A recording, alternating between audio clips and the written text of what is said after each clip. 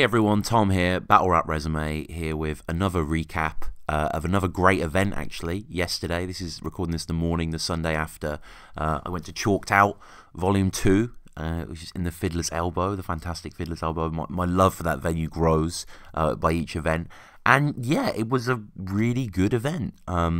You know, there were some huge highlights, but most importantly, it was very consistent, I think. A lot of the battles had lots of good moments. The crowd were in high spirits. There was a nice mix of styles within the battles and just in general, you know, thematically with the event. And it was sick. So, you know, definitely pick up the pay-per-view before we get into these battles. I'll put the link down below and help support because, yeah. And I was behind like Kruger for some of the camera filming and stuff like that, so I got to sort of see what it looked like. And they had like 3 guys there, Natural there as well as Bagnall, and yeah, the setup looked cool. So I'm excited to see what these come out like on cam as well. Just before we get into the battles, please follow me at battlerapresume. Obviously, get in touch with the show, battlerapresume@gmail.com, if you want to come on the show, if you want to just relay some opinions. You know, we got another Ask Battle Resume episode coming out soon where I'm going to read loads of emails out. So thank you to everyone that's sending in the messages. Patreon.com/BattleResume. You want to help support the show. Huge thanks to King of the Dot, actually. They supported recently on Patreon, so shout out to those guys. Very, very generous. Definitely check out their Patreon. Check out everyone in Battle Rap's Patreon. Ruin your day. You know, Sarcasm City. Check out my man Definition. I know he's not technically in the podcast. I know Verse Tracker are doing it. You know, a lot of people are out there using the platform to their advantage. Shout out to those. Ours as well, don't forget that. Leave us a review on iTunes. Help support. If you want to, that's a great way of doing it, sharing, you know, subscribing, commenting. But yeah, let's get into the battles. So I got to the event about 11:30 or so. It's becoming a nice tradition, really, going regularly to these Fiddlers events. And, you know, I always get the coach in from Oxford. And it's just always exciting approaching this venue. You know, there is a sense that for these few hours, it's the centre of the universe. And, you know, today was no different. So yeah, got there about 11:30 because I know Chalked Out had put this sort of flyer out. Showing what order the battles were going to be, how long they're going to be, how many, you know, etc. Just the small sort of, you know, genius innovations that they themselves have kind of trademarked here, just kind of smart little inversions on the whole formula. And so that meant that, you know, most people got there early. I think it said on the flyer as well, if it's after midday, you're not going to come in, we'll be filming. Those rules weren't enforced. I'm not blaming them for it, but I think as a tactic, you know, to instill in people that you have to be on time, you know, there has to be you know, a certain pertinence there to it. So they came through, a huge crowd of people. You know, early on it was pretty bare actually when I was there with like the first couple of guys, and there weren't that many people there. But yeah, it grew quickly actually. You know, and there was a lot of hubbub. It's probably like 70, 80 people, like a long queue outside Fiddler, so that was really fucking awesome. And everyone was there, everyone was, you know, hyped. Shout out to everyone that I saw as well in the queue and throughout the day as well. Dav especially. It's weird, like he'd been a patron for a while and I literally knew his thumbnail and his first name, but we went up and we chatted and that was really cool to see him as well. And obviously all the battlers and stuff. I caught him with Mr. Tongue Twister. Every time I see him, I'm like, we need to do our episode. We've tried twice now, so we're going to, third time's a charm, hopefully. But yeah, you know, this is a Fiddlers event. I was saying to people before, I feel like, I don't know if Chalked Out and Code Red, I don't know if these are like next in line events. I don't know, you know what I mean? Like kind of huge events, one-off events, not really a don't flop leaguey. Yeah, okay, these are early events. This is Volume 2. You know, we've got launch codes, for example. Maybe I'm making judgments too early, but you know what I'm getting at. And I think the point you know, meet me most intensively in that scramble is it's Fiddlers. You know, it's having these huge battles in these intimate environments. You know, the crowd are ready for it when we got in there. It's what can you say about the setup? It was similar, you know, to Don't Flop. It's obviously bagged on Kruger at the helm as well, so it's very comfortable. But yeah, and we got into it with the first battle, which I believe was Daniel Sun versus Smirks, if I'm not mistaken. These were 2 guys that were, you know, it was their first performances, it was their tryout performances. They were tryouts that are clearly rappers, you know, and technically, you know, were quite interesting. Occasionally you can just veer into sort of, I've heard this before, sort of territory, and that happened quite a lot. You know, lots of kind of presence and then sort of explaining it to you as well. Lots of slept on stuff, lots of not so slept on stuff. The crowd wasn't too reactive here, but I don't think they were given too many means to. You know, there's occasional good lines. Don't get me wrong, I think Danielson in particular could pull out quite a witty sort of turn of phrase to catch us off guard. But yeah, I don't know. wasn't too much of a hot battle for me, really. But it's a tryout, you know. It was kind of you expect to a certain extent this kind of level. Then we had, was it Deviant versus Kiwi? I might be misremembering the order here, but we'll go through these battles. Yeah, again, it wasn't. Unfortunately, I went to the toilet. I think I came back during the start of Kiwi's second, and he was just choking. It might be his first, or you know, and it just. Unfortunately, a lot of these early battles, and a lot of the battles on the card, actually, not to the extent that they ruined the battles, but they were a little pockmarked by, you know, an opponent or two forgetting the lines or acknowledging they've forgotten the lines to the host, to the audience, you know. And I don't know. I mean, that shit's fine, but obviously it just takes you out of the imagination for me to a certain extent. So, yeah, Deviant versus Kiwi, not too much to say on this battle either. The next battle, though, Terminal versus Frost, I thought was excellent.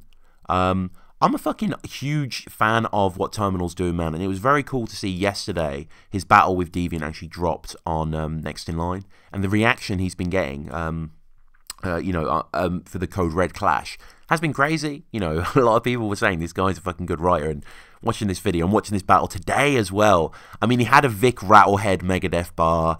He had a Georgia O'Keeffe bar, which we spoke about after, which I think I'm the only person to react to. Shout out Georgia O'Keeffe. Fucking crazy. And that's not to say that Frost wasn't excellent. You know, Frost is really fucking good. But I felt that Frost sort of played into the traps that, you know, Terminal had out here, sort of, you know, keying certain things. You call your gun this, and then you know, he'll call his gun something. And it's, you know, it's preemptive striking. But for me, it's personally just down to the flair. And I really enjoyed Terminal stuff. I know he's very hard on himself, and he choked. No, he didn't choke. I'm not going to be that harsh, no. But he kind of, you know, stumbles of lines for a few seconds. You get it back. It's not kind of a long, drawn-out thing, unfortunately, that, like, say, Kiwi had to endure. But, yeah, all in all, Terminal versus Frost, really good match. First good match of the day. 3 good rounds from both. You know, lots and lots of reaction. And, yeah, awesome to see these two guys who aren't necessarily any league, really, because obviously they sort of, you know, I guess Dub Scandal raps his full, but I mean, in the eyes of sort of the, you know, top tiers, if they weren't a Don't Flop guys or whatever, have just defended all those leagues, I don't know, but they both killed it. This is a good battle. And then we got into possibly the most gimmicky clash since Briggsy versus Soliloquy, Bootleg versus Marvel. This is the in-joke of in-jokes. This is niche world, and battle rap loves that. So this obviously went down a treat. If you're not aware, Bootleg is Ben Jameson, who obviously, you know, renowned forum poster, etc., fan and more, you know, editor, and obviously works a lot with Chalked Out as well, which is really, really cool. And Marvel, I believe, you know, going under this moniker because of his penchant for superheroes. Shout out Mike Richards. Obviously, I've had both of these guys on the show as fan casts suitably, so it was awesome to see this gestate. But yeah, I think Frankie put this down. I think this is possibly due to, unfortunately, Heretic and J-Show not being able to go ahead. So yeah, this came into the frame, and it was a fun battle. It was like, you know, 2 1-minute rounds, lots of kind of in references, as you say, like, you know, stuff you're going to be aware of that they're going to go to. Ben kicked it off with a strong round. A lot of people saying he was quiet, which is, you know, a fair criticism of any battler. I was kind of at his back, so yeah, I couldn't make out too much, but it was good. It was, you know, I could tell by the cadence and the bars that I heard, you know, he obviously knew what he's doing. He's a huge fan of this shit. Martin Richards, man, it was, obviously I love Martin. I spoke to him after, and it was just like, dude, you know, it happens to everyone. Unfortunately, you know, your round starts and the world becomes the size of a pin, you know, and you suddenly can't remember anything, and we've all been there, and unfortunately that's what happened to him for the first, I don't know, 30 seconds or so. It's quite a long pause, unfortunately, but then he kicked in, and he did well. He did aggressive. He did up in Ben's grill, so to say, and you know, had some strong stuff, and fair play to both of these guys. You know, the battle played out well, and it's a lot of pressure to do this. So, you know, a lot of respect for them to doing it as well. And, yeah, shout out to those guys. What do we have next? Canal versus Tongue Twister, I think, was next, which was, yeah, really good battle. Really fucking... Mr. Tongue Twister's on a tear right now. Like, he's in unbelievable form. Like, he's been killing it. Like, and it's not just... I'm not just building hype for our Battle Resume episode. No, he's fucking awesome. Canal was really good as well. Canal, unfortunately, was a little bit... labelling pots, forgetting things, but he can play it off in that sort of rambunctious way that he does, and there was still some quality writing from him as well. But I don't know, there's something about Mr. Tongue Twister's actual demeanour as well as his writing and his flow that I just think is brilliant. Like, he has such disdain, and this kind of, you know, he can really impersonate well and be quite sort of manic, and, you know, this was a really good battle. This is exactly what you thought it would be. and it's great for it. Then I think there's a bit of a jumble here, but I think Ambi versus Old English was maybe before Villain A. Actually, no, because I came in later on Villain A. I was told A had like this savage, you know, obvious subject kind of round there, and Villain I thought was dope, man. I caught most of his rounds in this, and I thought he was excellent. I thought he was kind of long-winded in the best possible way, you know what I mean? Long stretching schemes with some really elegant punches. A though is just, you know, if he has a topic to sort of go at and chip at, like he's very, very good at that, and obviously he just has the personality that shines through constantly, and this was a nice sort of, real style breach there. I really enjoyed this battle. I thought, again, both of them showed out heavy, and we get good performances, good performance from Villain as well, which you really want, going into the Premier Tournament and stuff like that. So, shout out to that guy, and yeah, this was a really, really good battle. Ambi versus Old English. This was fun as well. Ambi was still Ambi, even though it's been a long time. It was still the aggressive, sort of, going at you, sort of teaching you a lesson in this violence.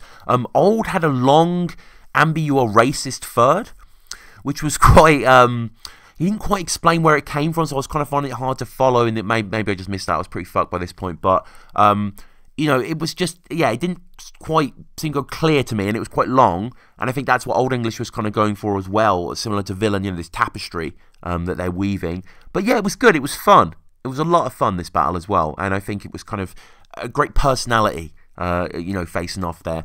We were meant to have, I think it was originally Templar Surfer versus Bobby, then it became Yunnan versus Bobby, and then it became Jay Short versus Bobby because of Heretic versus Jay Short, and then it didn't happen, unfortunately.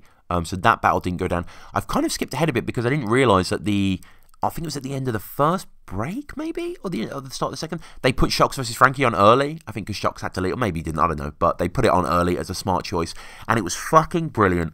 It was absolutely brilliant. One rounder, Frankie kicking off just in that sort of bender form, really, like after the battle he came up to a few of us and he was just saying how he was going to kill Dialect. He seemed so confident, and so he should be. He was absolutely terrific, like, acknowledging what this battle was, but going at it. I mean, a lot of people go crazy for wrestling bars. To me, it's the wire bars. And, Frankie, I told him that he had like a Marlowe one, he had like a killer for Marlowe, like Chris Stansfit, Chow row houses, crazy fucking shit, brilliant round. Like, I think the wind were taking out a few people. Not with surprise, just like it was just a real fucking crazy round. He was going mad. And Shocks was dope. Shocks came in. Shocks, I think, got stronger towards the end. Not to say the whole round wasn't brilliant, and just it was so good watching Shocks because I was sort of standing on the channel, I was looking around, and everyone was just transfixed. Obviously this guy is a god, and like everyone just couldn't believe that they witnessed it, and he had some just like outstanding. I don't know who won. Honestly, I don't know who won. A lot of people think Frankie won. And I believe it was at this point that they actually put the trailer for Volume 3 on the screen for everyone to watch, which was fucking awesome. I actually already knew the card, but experiencing it with everyone and watching the trailer as well, which I've never seen, which was awesome. Just all the footage and the music was really cool as well. Really worked for it.